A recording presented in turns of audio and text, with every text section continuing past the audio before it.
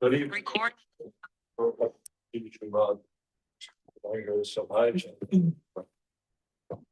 Yeah. ISKCON Brisbane YouTube. Jai Śrīmad-Bhāgavatam,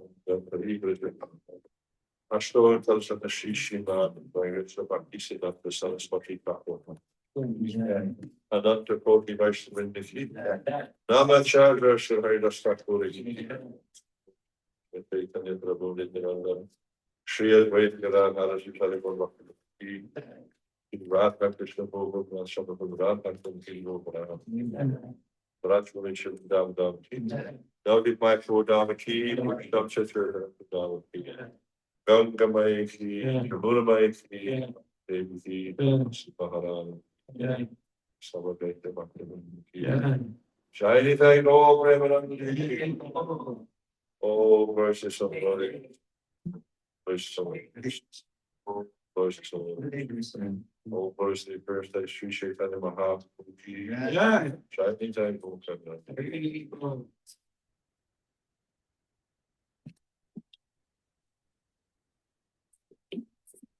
Jaya Jaya Sri Chaitanya Jaya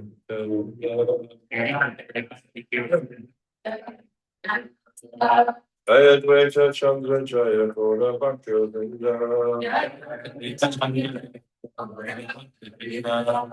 Jaya Jaya Sri Chaitanya Jaya Nityananda Jaya Dvaita Chandra Jaya Gaura Bhakti Vrinda Jaya Jaya Sri Chaitanya Jaya Nityananda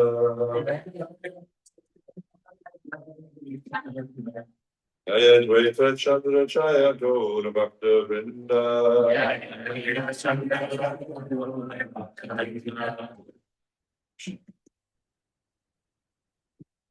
So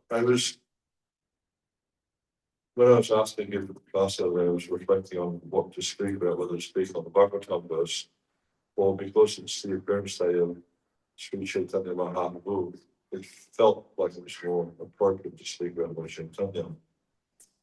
And in particular, I was thinking to speak about the verse of Lord Chaitanya.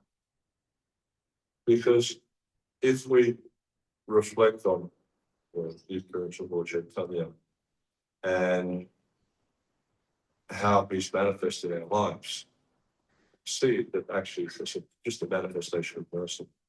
And this is the nature of Lord Chaitanya. You may know that when Rupa Goswami and Sanatana Goswami, they met Lord Chaitanya, they bowed down before him, they took straw in their feet, and they bowed down before Lord Chaitanya. And then Rupa Goswami had composed the verse, which is well known to all. There's the Mahabharata, Krishna, Krishna, Krishna, Krishna, that you're the most magnificent incarnation. There's no incarnation that's more magnificent than Chaitanya. Because if you look at all the other incarnations of the Lord, especially if you look at Krishna, as Prabhupada explains at the end of the Bhagavad Gita, Krishna explains, if you surrender to me, then I'll deliver you. I'll protect you from everything. But Lord Chaitanya, he doesn't say that. He just said, just chant Hare Krishna. That's what he ultimately asks us to take up the Yuga Dharma, and we become purified, and we actually develop love for God here. And I think that any devotee who's spent time chanting Hare Krishna, spent time in this Krishna consciousness movement, can see that manifesting in their lives. Just like, the other night we had these nice kirtans here. And, the devotees just, we had the kirtan yesterday. And you can see how devotees respond to kirtan. And looking externally, it's just 3 words that we're chanting again and again and again and again. Materialistic people are going to think you're brainwashed. What are you doing? Why are you doing this? But for someone who actually has faith, and this is all that's required.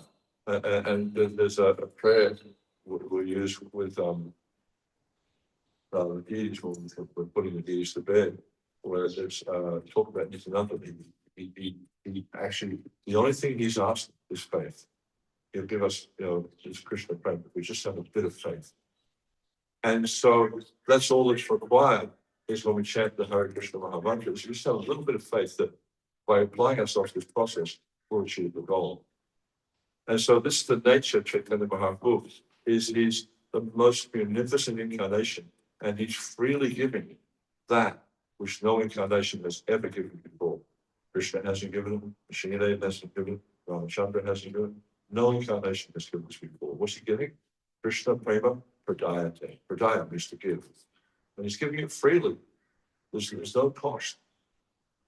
And so we can understand that Krishna is actually, or Lord Chaitanya, he's the most munificent incarnation. So what I was planning to do, I want to read a few sections from the Chaitanya Charitamrita, primarily from the 10th chapter of the Adi Lila and the 2nd chapter of the Antya Lila. So this is Adi Lila 10:56. Bhakti Pipakarena Prabhu Etina Sarupe Sakshara Vesha Avibhava Rupe. This is Prabhupada's translation. Lord Sri Chaitanya Mahaprabhu bestows his awesome mercy upon his devotees in 3 features: his own direct appearance, Saksha, his prowess within someone he empowers, Avesha, and his manifestation of Abhidharma. There's the 3 ways he bestows his mercy: Saksha, Avesha, and Abhidharma. So Saksha means directly appears. So just when the Lord directly appears before someone. And we can see in the pastimes of Chaitanya Mahaprabhu that initially he manifested his appearance where? Anyone remember where he manifested?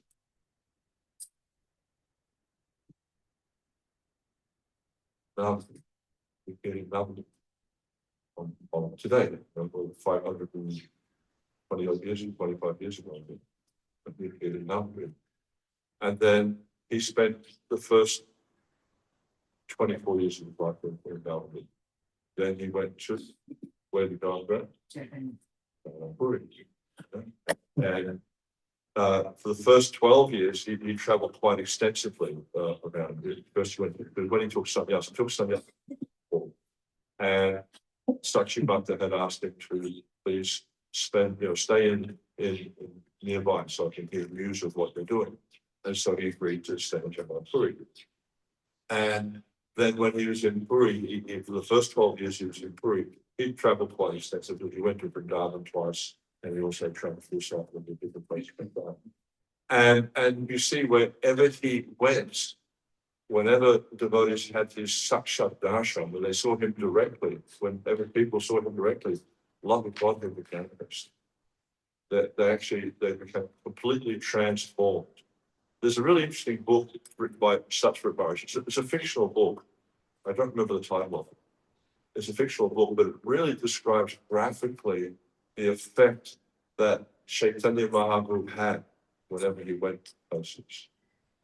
That people would come, thousands of people would flock from all around just to come and see him, even just to touch the ground where he walked.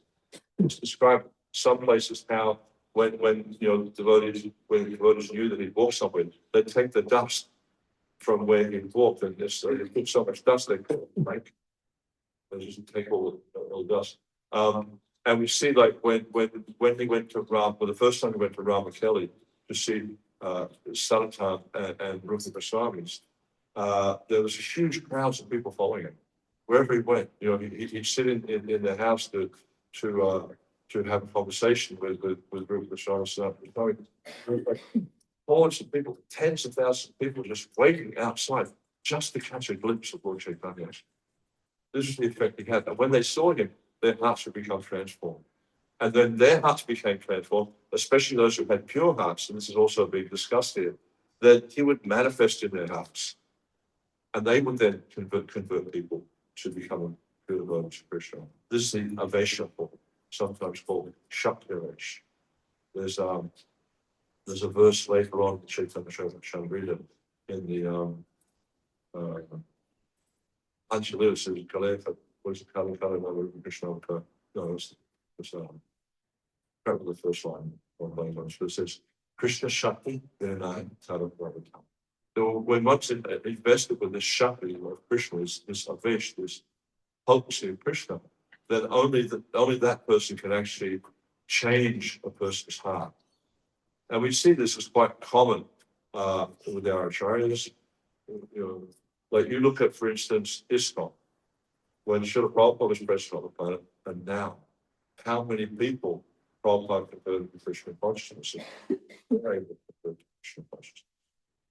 Of course, ISKCON is expanding quite amazingly in many parts of the world, but that is due to sheer numbers of devotees, whereas Prabhupada was a single person, and he traveled globally, like 11 times he went around the world, and he converted tens of thousands of people to Krishna consciousness just by his presence. So it's obvious that he was empowered to do that by Krishna because of his purity, because of his faith in the champion of the name. So yeah, so we see that Lord Chaitanya, he then manifested his direct presence in Puri, and then whenever he traveled throughout India, there's so many wonderful stories described in the Mandalila when he was traveling, and the different devotees he had, or different personalities he had interaction with, and he converted them to a practice of bhakti. Even we see, like, when he was in South India, he met with Ramananda Roy, he met with a Brahmana, former Brahmana, and these devotees, he really had great effect. Also, we see that when he went to Varanasi, he met with Prakashananda Saraswati and all the Mayavadi sannyasis, and just by his darshan, they became affected, they became changed. When they invited him to come and sit and talk, then he was just sitting amongst the shoes, but they saw Lord Chaitanya there, and they saw his effulgence and his beauty, and their hearts became affected by that. But just by taking darshan of Chaitanya, people became affected. We see this happens, and it's described a little bit in the Anjalila as well, how all these different personalities, whenever they have this direct darshan of Lord Chaitanya, how their hearts became transformed by this darshan. So this is one way the Lord's mercy manifests by his darshan. And we also see this is also prevalent with the deity form of the Lord, when people take darshan of the Lord, just like your father was here that before this thing, and he was standing there, he was standing photos of the deities. So by that darshan, he becomes transformed. It may be imperceptible, sometimes it's quite a significant change, sometimes it's quite a small change. But just by that darshan, it becomes transformed. And we should Prabhupada's purport. The sakshat feature of Sri Chaitanya Mahaprabhu is his personal presence. And as we see with the deity, there's that nice story in the Chaitanya Chamrita that Nishyananda relates to Lord Chaitanya of Sakshi Gopal. And in that verse of Sakshi Gopal, the young Brahmana, he's explaining to the Lord, he said, he says, Pratimana Haritami Saksha Dandanandana. But my dear Lord, you know a statue, you directly the son of Nanda Krishna. So, we understand that the deity is directly Krishna. So just here we have the deity of Sri Śrīmad-Bhāgavatam. This is directly Lord Chaitanya and Lord Nishyananda manifest. And I can think of a really wonderful story. Let me Gaura Panta, I think. Yeah, so when after Lord Chaitanya had taken sannyas and he was heading to Puri, they happened to go, I guess for some reason they went by Ambika Kalma, but by recollection, Kalma was a different direction. But anyhow, so this is the house of the home of Gaura Panta. He lived there, and he was inquiring for Lord Chaitanya to know where he was going, and Lord Chaitanya explained that going to Puri, and then Gaura Panta asked him to stay for a few minutes, so very, very ready. And then when they were finally leaving, Gaura Panta, I guess he was trying to play a trick on him. She said, "My dear Lord, it is known that the deity is not different from you. So can you stay a little bit longer and I'll arrange to have a deity car so that, the person remains. And so Lord Chaitanya was then agreed to that. So then he had the deity's car. And then when Lord Chaitanya was about to leave after the deity's car, he said, "My dear Lord, because the deity is not different from you, why doesn't the deity go to Puri and you stay here?" So Lord Chaitanya agreed. And so what happened was that Lord Chaitanya, the deity said, "Got off the altar." Lord Chaitanya got off the altar, and the deity started. Well, it was basically changed places. But then Gauradas Pant seeing Lord Chaitanya is under there, walking up and saying, the deities up on the altar, saying, "Well, wait a minute. I want you to stay, and I want the deities to go." And okay, no problem. So they changed places again. And so Lord Chaitanya is only starting to walk off, and he's on the altar. And this happened a few times. Then Gauradas Pant just gave up and said, "My dear Lord, you're the independent supreme person of God, and you can do whatever's right." But all this is a really nice story because it demonstrates to us how the deity is not different from Krishna, or not with, in this case, Lord Chaitanya. And so, it is Sakshat Vijendanandana, how he's Sakshat. So if we have darshan of the deity, or if we have darshan of Lord Chaitanya directly, it's no different because it is actually the Lord himself manifest. So in this way, we can see how Lord Chaitanya's mercy is manifesting here in Brisbane, here specifically in Dara, because whoever comes to the temple gets the direct darshan of Lord Chaitanya, and in this way, Lord Chaitanya's mercy is manifested in the lives. And it's one thing that I feel it's very important for us to reflect on is because sometimes we feel like I'm not making so much advancement in devotional service. I've been practicing for years. I really don't feel like I've made that much advancement. But it's very helpful to reflect how the Lord is manifesting in our lives, how his mercy is manifesting in our lives. And then we understand this is not an ordinary process. It's not an ordinary religious activity with him, but actually we're coming into direct contact with Krishna in so many wonderful ways. The form of the deity, the form of the holy name, the form of Krishna Prasad, so many nice ways to manifest. Avesh refers to invested power, like that invested in the Nakula Brahmachari. The Nakula Brahmachari was actually a very, very advanced Vaishnava, pure Vaishnava, and Lord Chaitanya had directly manifested himself in him. And because of that, Avesh means like a covering. Vesh kind of means like cloth, but Avesh means it's like a potency or covering. It's invested into that personality. So even though they're a jiva, they function as God. And if we look at, in the teachings of Lord Chaitanya, there's a few chapters there which is describing a different incarnation of Krishna. And you'll see, for instance, that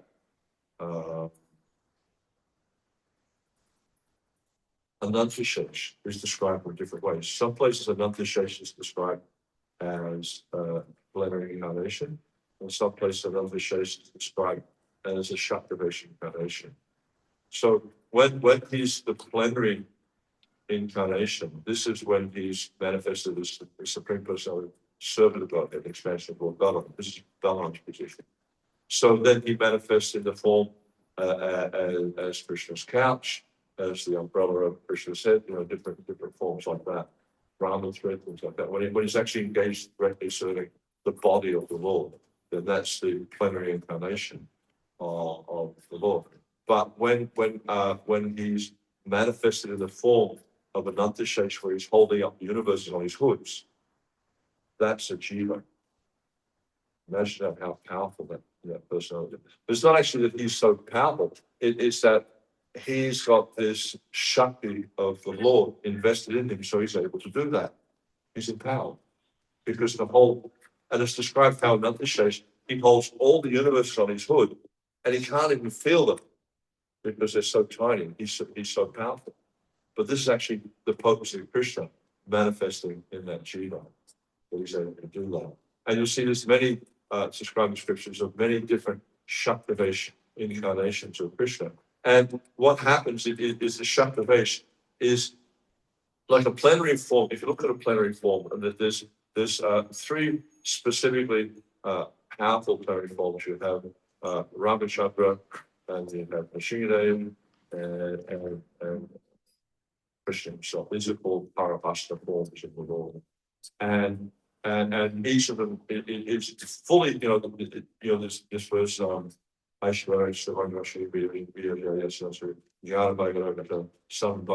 that have these six opulences from the form of the Lord. So you'll see in Nrismha, Ramachandra, and Krishna, these six opulences are manifested in different ways. Whereas like Krishna, he's like this Purnima, he's fully manifested with all these opulences.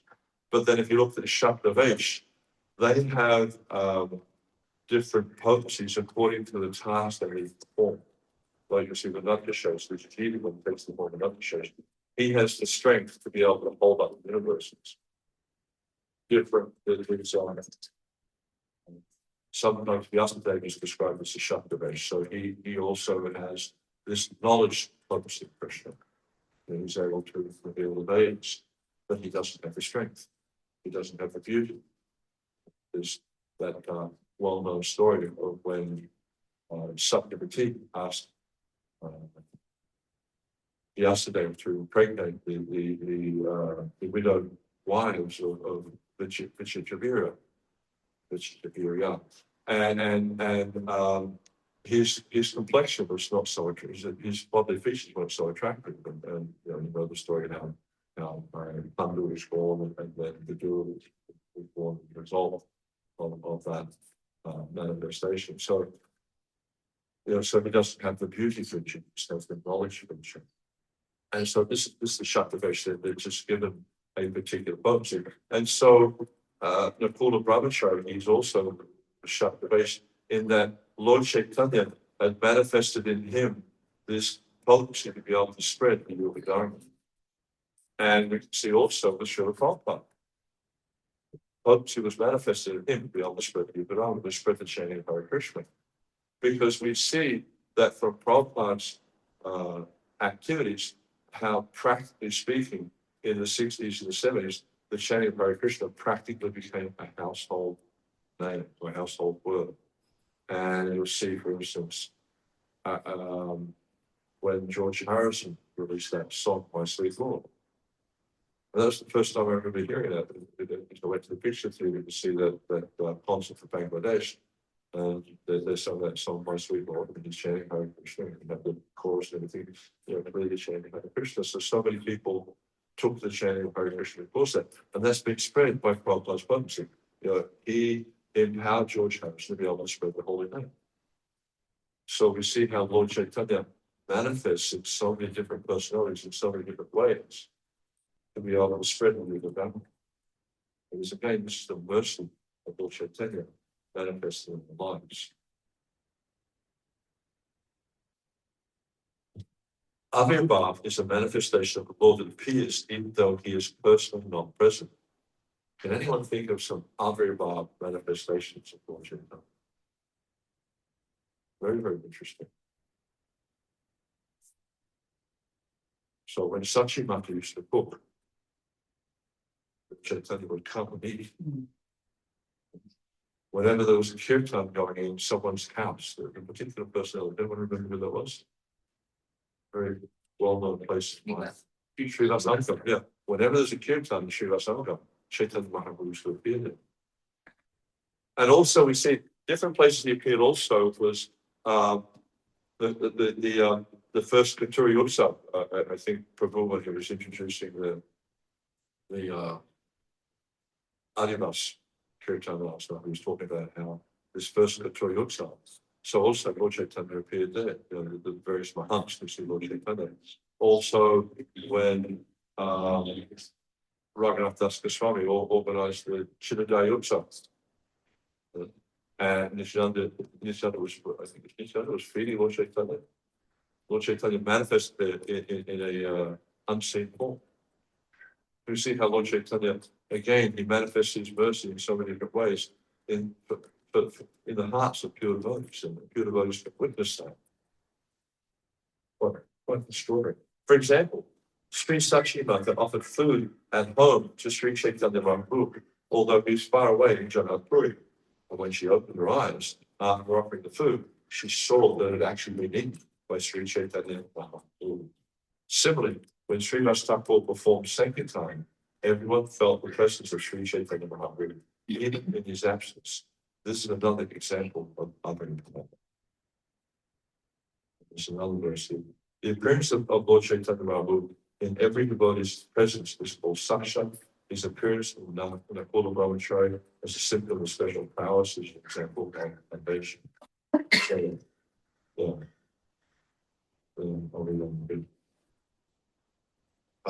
The former Pradyumna Brahmachari was given the name of Śrīmad Brahmachari by Sri Chaitanya Mahaprabhu.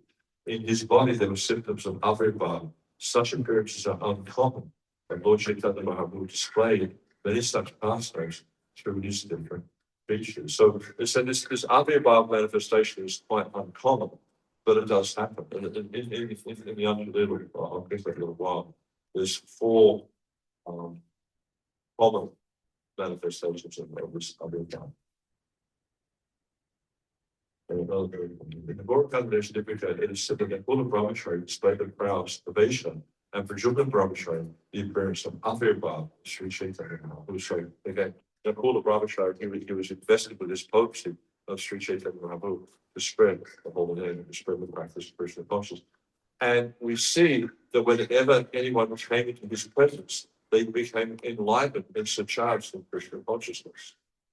And you'll see that, like for instance, when people came into contact with Srila Prabhupada, their lives were transformed. If you look at the devotees in the early days in New York and the background they came from, hippies, dropouts, and not very elevated high class people, but because of the association of Srila Prabhupada, their lives were transformed.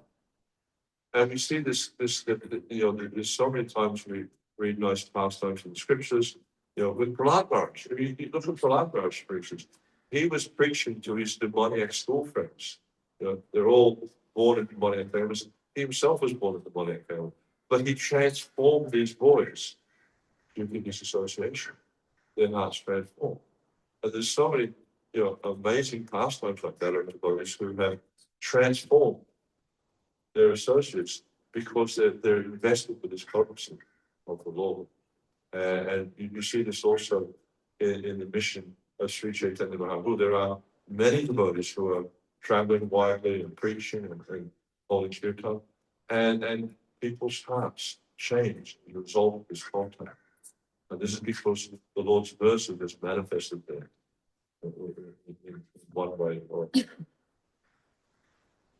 Pradyumna Brahmachari, the appearance of avirbhava of Sri Chaitanya Mahaprabhu, is a beautiful story I'll relate in a while about that. There are many hundreds and thousands of devotees of Sri Chaitanya Mahaprabhu. There are no special symptoms. But when a devotee of Sri Chaitanya Mahaprabhu functions with specific prowess, he displays the feature called ovation. And we see this, like you look at our body of life coming from Chaitanya Mahaprabhu, you'll see there are certain devotees who stand out, and they've been very, very effective in their preaching.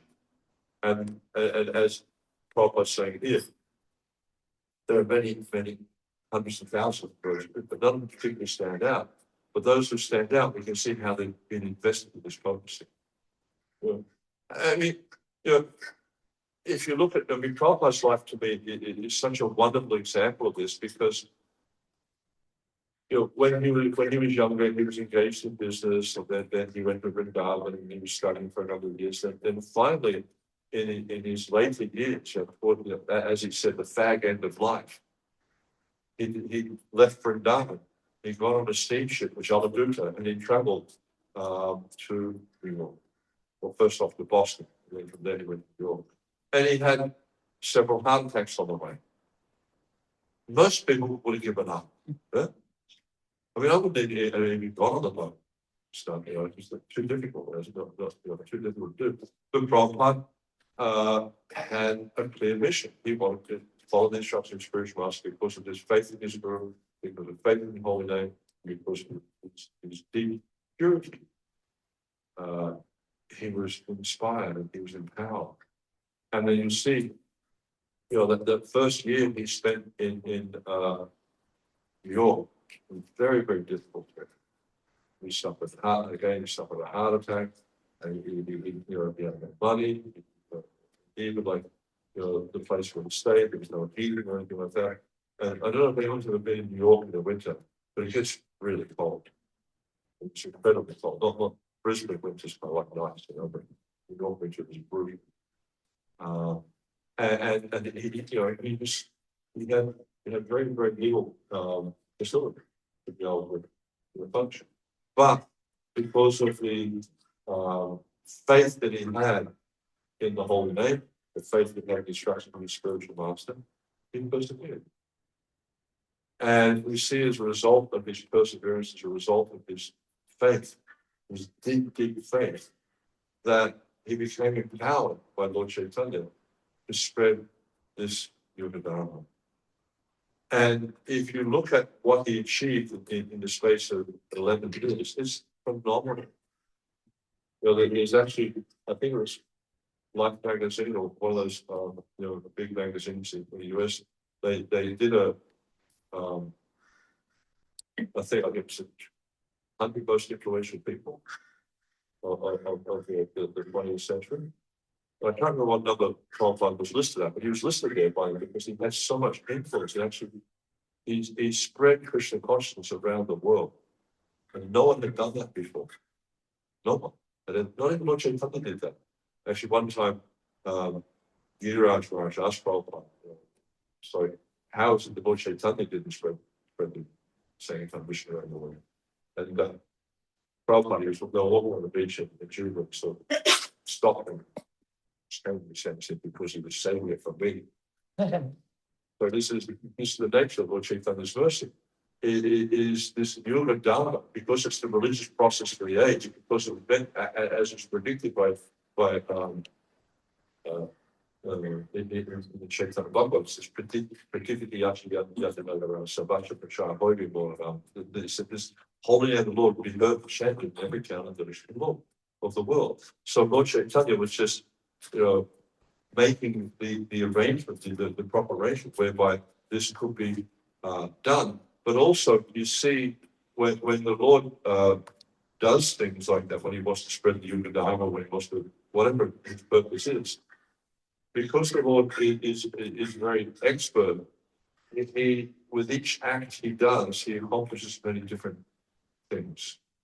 And generally speaking, we see that the Lord, Mahaprabhu wanted to spread the Yoga Dharma, but he didn't want to take the credit for himself. He wanted to glorify his devotee. So he made the arrangement so Srila Prabhupada spread the Yoga Dharma, and Prabhupada was glorified as a result of that. And you'll see there's so many wonderful pastimes. The Bhagavatam, for instance, like the passing of Bhishma Dev. You know, Bhishma Dev's on his deathbed, and he spent 56 days or 54 days speaking to Yudhishthira, giving him, explaining Dharma to him. And then he left his body in the most wonderful way.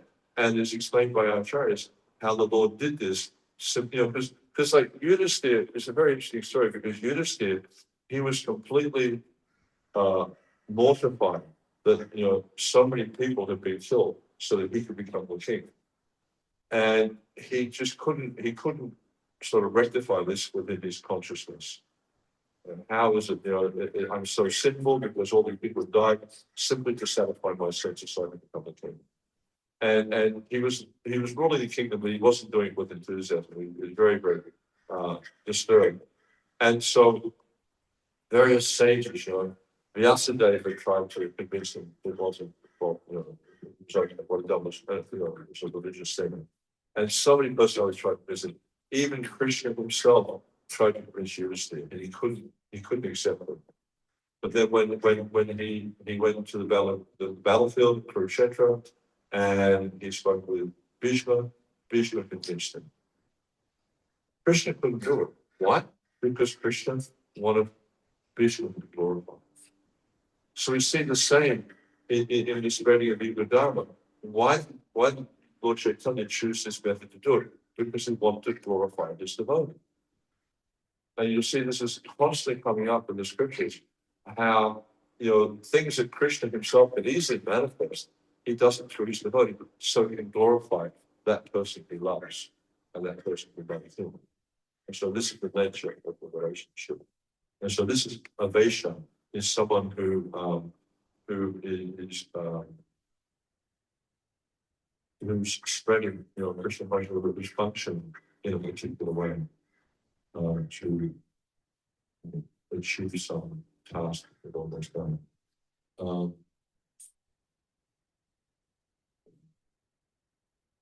The visible body symptoms of those who follow such instructions are called Avesha. Srila Śrīmad is saying, observe such Avesha symptoms in the call of brahmachari, who display symptoms exactly like those of Caitanya Mahaprabhu. So it's an interesting story. What happened with Nakula Brahmachari? I can't remember the name of the village where he was staying. But Śrīmad was saying, he was a very well-known associate of Lord Caitanya. And he had heard that Nakula Brahmachari was an Avesha. That Lord Caitanya had manifested in his body. And so he was skeptical, because you hear these type of things regularly. I remember like one time we used to do Sankirtan, and one of the brothers said, "Oh yeah, such and such a devotee. He's the incarnation of whatever book distribution or something like that." It's like, we tend to bang these terms around quite lightly sometimes, but if we understand what it means to be an incarnation, we understand the Lord's manifested in that person. But in order to understand that, then these certain symptoms. It's not just because someone's doing, working really sincerely and working very hard and being effective, that necessarily the Lord is manifested in that person. There's actually symptoms. These are described, here in the Chaitanya Charitamrita, also in the Bhagavatam. But Śrīmad the Saint had heard that Nakula Brahmachari was an Avesha incarnation. And so he wanted to test this out. So he went to the village and he was thinking in his mind, that, okay, I'll stay some distance away from where the Nakula Brahmachari is. And if he calls for me and then he understands the mantra that I chant, because he had a 4-syllable mantra he was chanting.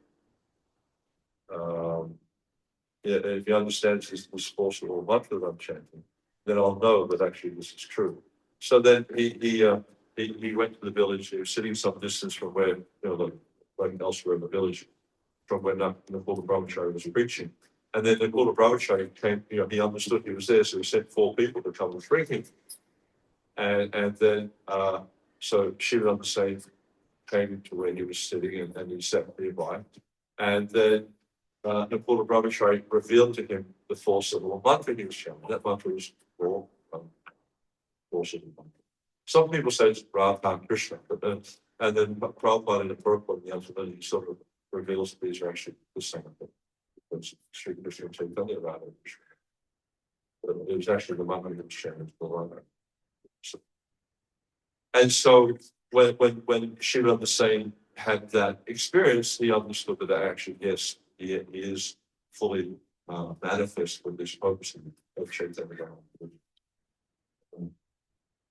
And then Prabhupada goes and explains how he saw it. And the Chaitanya Charitamrita states that in the age of Kali, the only spiritual function is to glorify the holy name of the Lord. But this function can be performed only by one who's actually become by Lord Krishna. This is Kali Kali Nama Krishna Nama Sankar Krishna Shakti Divinaya. The process by which the devotee is thus empowered is called Avesha, or sometimes called Shakti. Prajumna Brahmachari, who was formerly a resident with village known as Piyari Ganja, Kalna, there is a description of him in the Yanti Lila, Sri Chaitanya Charitamrita, 2nd chapter, and the Yanti Lila, Sri Chaitanya Bhagavatam, chapter 3. So, Prajumna Brahmachari also, he was quite an interesting character. This is in the Yanti Lila, chapter 2, if you want to read more about these different manifestations. Is Lord Chaitanya one year had forbid the residents of Nagpur to come to Puri for the Rath Yatra. And he sent Prajumna Brahmachari to Nagpur to inform them not to come. But he said to let them know that I will come to Nagpur. And so when Shiva on the same and Advaita heard that, they became satisfied, they were happy. And then so, and Chaitanya Mahaprabhu told him what month he would come there.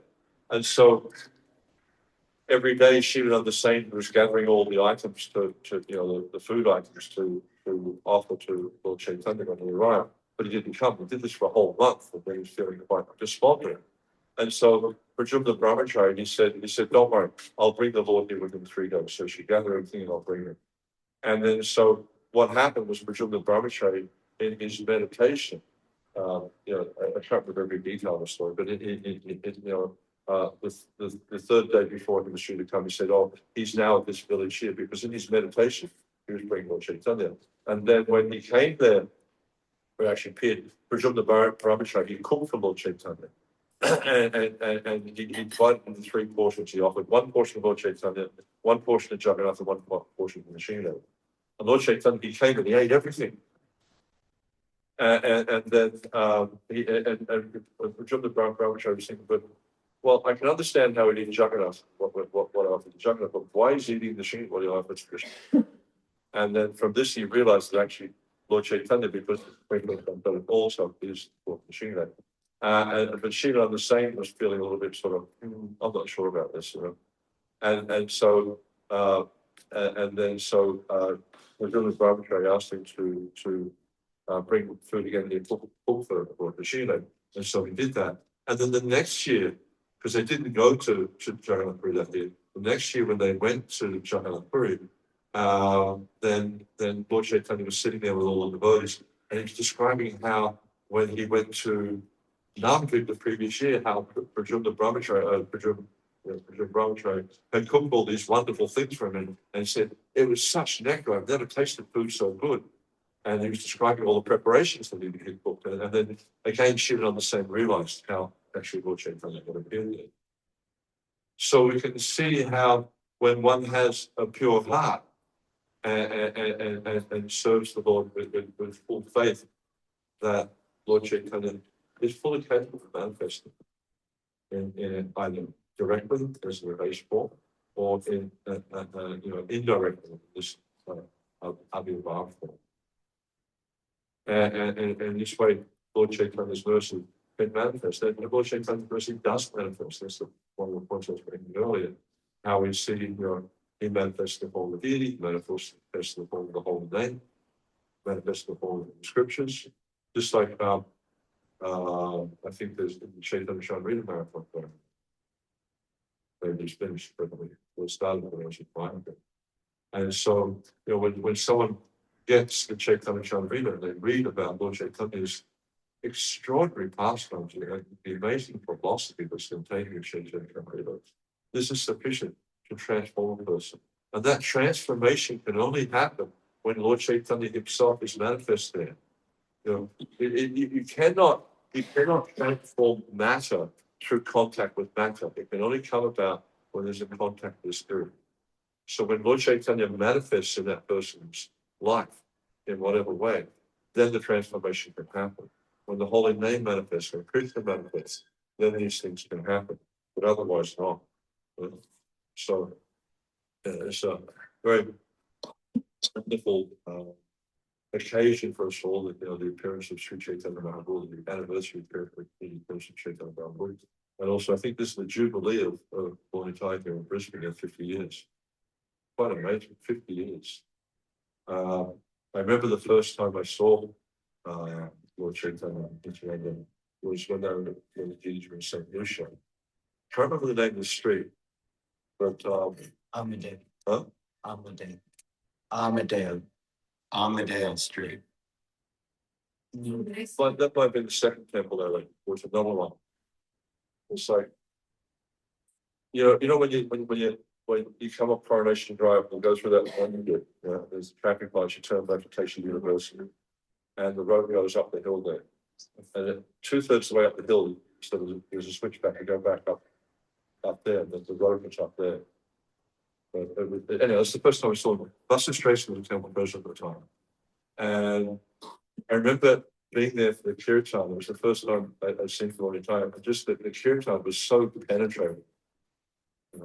that it was really went not into my head, but went to my heart. I felt really affected. I remember the prasad there. The prasad there was just amazing. The best prasad I had, so fresh and tasty.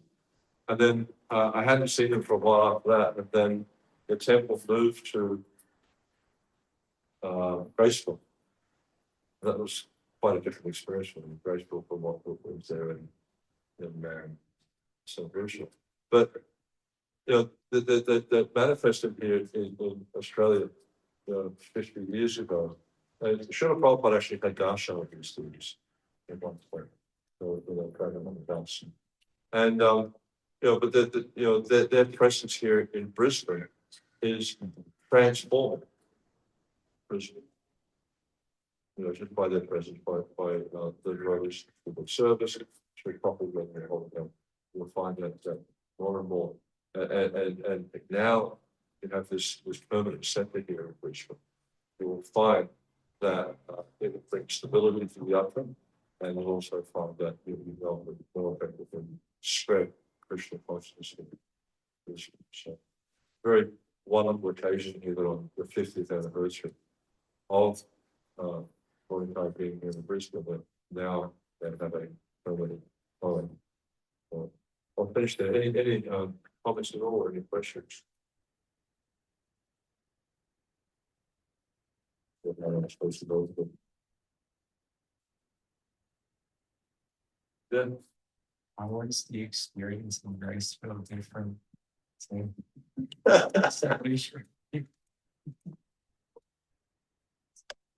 Well, I guess in some ways, being a bit hung up in mundane morality, I went there on the day of the opening, when the devotees, the day the devotees were moving there to Graceful, and I was asked to help set up the yajna.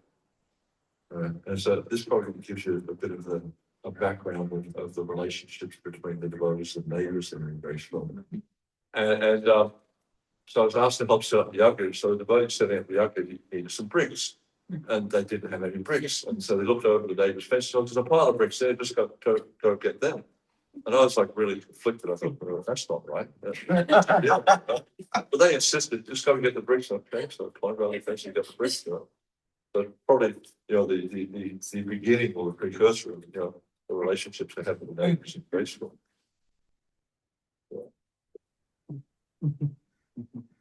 And I remember one time we were in, because I was traveling on the bus with the wife for a number of years, and we were having this amazing guru. And, you know, the Navy or the doctor, he came storming down, you know, in his nightgown and burst open the door. Just, you know, like, we didn't know what he was saying. He stormed out again and we just kept on with the kirtan. So, but here it's good because there's not so many. Not so residential here, so more sort of commercial problems. So hopefully it won't have the same problems there. But it was interesting. Thanks. Anything else? Could I just make a comment? Okay. Thank you very much. Chaitanya Mahaprabhu, President of the strong President.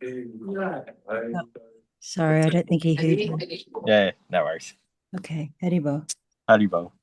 Have a good day. Nrismha, Kavaca, Prabhu. Die.